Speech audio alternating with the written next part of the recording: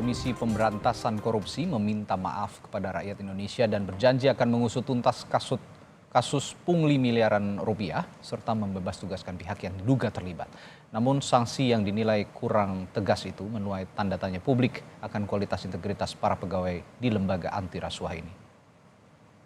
Kami sampaikan permohonan maaf untuk seluruh masyarakat Indonesia atas dugaan tindak pidana korupsi yang terjadi di penjagaan perawatan Rutan Kelas 1 Jakarta Timur Cabang KPK. Kami akan berkomitmen untuk menyelesaikan ini setransparan mungkin.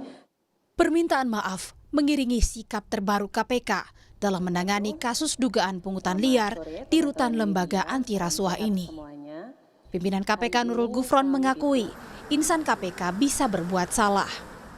Namun KPK memastikan akan bertindak tegas dan menegaskan komitmennya untuk membangun integritas lembaga.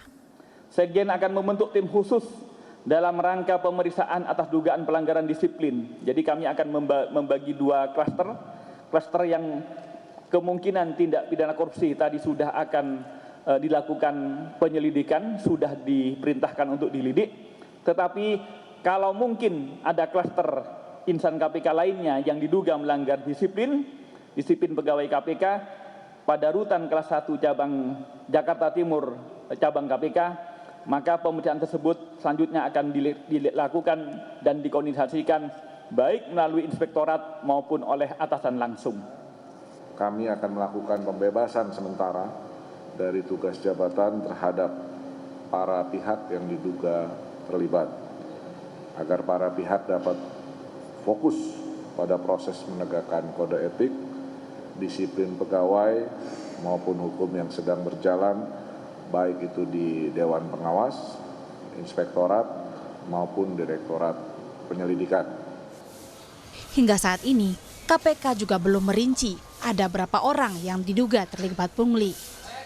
KPK juga meminta masyarakat hingga tahanan maupun keluarga tahanan untuk melapor jika pernah mengalami atau mengetahui praktik pungli di rutan KPK.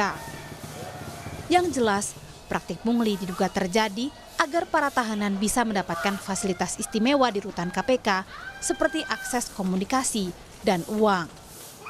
Untuk mendapatkan fasilitas-fasilitas itu, sebagaimana Anda sampaikan tadi, ada duit masuk, yang mestinya tidak boleh bawa duit, tapi untuk memasukkan duit itu butuh duit. Atau tidak boleh berkomunikasi, untuk kemudian butuh komunikasi, alat komunikasi masuk, itu butuh duit. Di sekitar itulah pungutan-pungutan liar itu terjadi. Kasus ini ternyata bukan yang pertama kali terjadi di rutan KPK. Juli 2019, ada pengawal tahanan KPK menerima uang Rp300.000 dari ajudan Idrus Marham. Pelaku langsung diberhentikan tidak hormat, berbeda dengan penanganan kasus yang terjadi saat ini.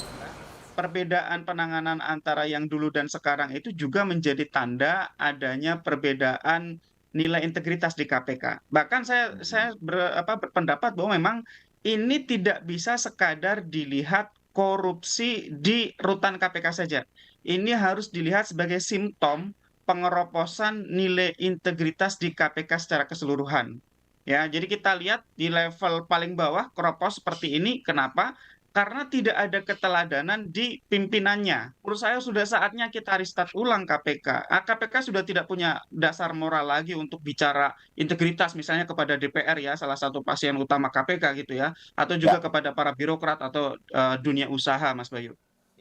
Mantan pimpinan KPK Muhammad Yasin juga menilai ada penurunan integritas di era kepemimpinan KPK saat ini, terutama setelah revisi Undang-Undang KPK. Bahwa ada perbedaan kepemimpinan KPK yang sekarang ini dengan periode sebelumnya, apalagi yang sekarang ini ASN. Kalau dirotasi, hukumannya kecil karena ASN kan rotasi. Kalau kami dulu langsung dipecat yang begitu itu. Dan tidak harus melalui, apalagi Dewan Pengawas diserahkan ke penyidik. Kemudian putusan untuk memberhentikan kan harus kita mengikuti SOP-nya ASN, ini yang merepotkan. Ya. Jadi berubahnya staf pegawai menjadi ASN ini menjadikan KPK ini tidak bisa berbuat tegas terhadap internal KPK di dalam penegakan etik dan integritas di dalam KPK. Wacana revisi Undang-Undang KPK yang dinilai memicu pengeroposan integritas KPK ini juga kembali berhembus. Jadi bukan hanya kita mengolok-olok KPK atau mengolok-olok sistem yang ada di KPK, tapi kita juga bisa memberikan solusi-solusi. Misalkan kalau memang ini karena faktor undang-undang, ya kita perbaharui undang-undangnya, kita revisi. Sebelumnya, Dewan Pengawas KPK mengungkap fakta mengejutkan tentang kasus pungutan liar di dalam rutan KPK hingga mencapai 4 miliar rupiah hanya dalam kurun waktu 4 bulan. Transparansi dan komitmen KPK dalam mengungkap dan mengusut kasus ini menjadi pertaruhan integritas institusi anti rasuah ini. Tim Liputan, Kompas TV. Informasi terkini soal sejumlah polemik yang terjadi di KPK, kita tanyakan jurnalis Kompas TV Tifal Solesa yang berada di gedung KPK Jakarta.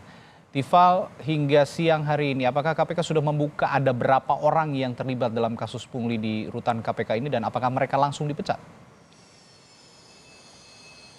Membaca pola kebiasaan dari otoritas KPK, sebetulnya satu kasus yang masih dalam tahap penyelidikan ini tidak akan banyak dibeberkan kepada publik soal siapa-siapa saja yang diperiksa, kemudian bagaimana dengan status dari orang-orang terperiksa tersebut. Tapi setidaknya yang dijamin oleh otoritas KPK dari aspek hukumnya atau dari aspek etik dulu saya coba jelaskan.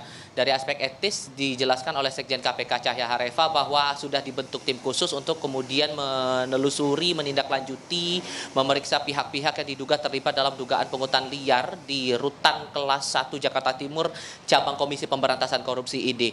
Baru sebatas itu yang kami pahami secara etik, dan nantinya setelah pihak-pihak yang terperiksa ini akan dikumpulkan sejumlah bukti ataupun juga hal-hal lain yang berhubungan langsung dengan dugaan kasus tersebut. Barulah kemudian setelah dikumpulkan bukti-bukti itu tadi akan diambil penilaian apakah terbukti melakukan pelanggaran atau tidak secara disiplinnya begitu.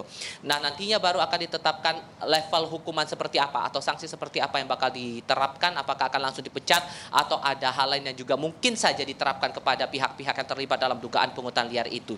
Ini baru dari aspek etis atau dari aspek etiknya begitu di bawah naungan dari Sekjen KPK dan juga dari bagian inspektorat dan pihak-pihak lain yang berhubungan langsung dengan aspek disiplin dari para pegawai KPK ID. Sementara untuk aspek hukumnya sendiri dari pimpinan KPK sudah menerangkan ada upaya mendalami data-data awal, bukti-bukti awal untuk melengkapi sejumlah hal dari dugaan pungutan liar ini di rutan KPK dalam aspek atau dalam tahap penyelidikannya. Dari Nurul Gufron selaku Wakil Ketua KPK juga sudah menerangkan sejauh ini dari proses penyelidikan sudah berjalan di Direktorat Penyelidikan Komisi Pemberantasan Korupsi, sehingga nantinya akan diperiksa pihak-pihak terkait ataupun juga dari otoritas-otoritas tertentu yang disebut ikut terlibat dalam penerimaan uang yang besarannya 4 miliar rupiah dari periode Desember 2021 sampai dengan Maret 2022.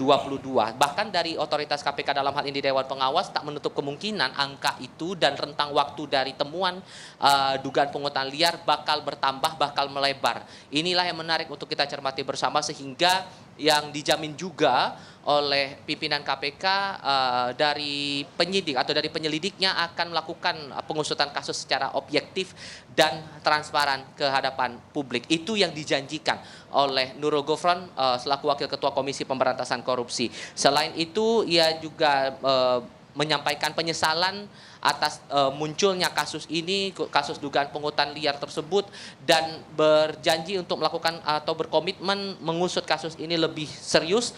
Sekalipun kemudian ia menyebut bahwa insan KPK adalah manusia biasa yang kerap bisa saja melakukan kesalahan, tapi yang ditegaskan lagi oleh otoritas KPK bahwa kesalahan ini dipastikan akan ditindak sesuai dengan aturan hukum yang sudah dipegang oleh otoritas KPK, baik itu secara etik maupun juga secara hukum, Radi.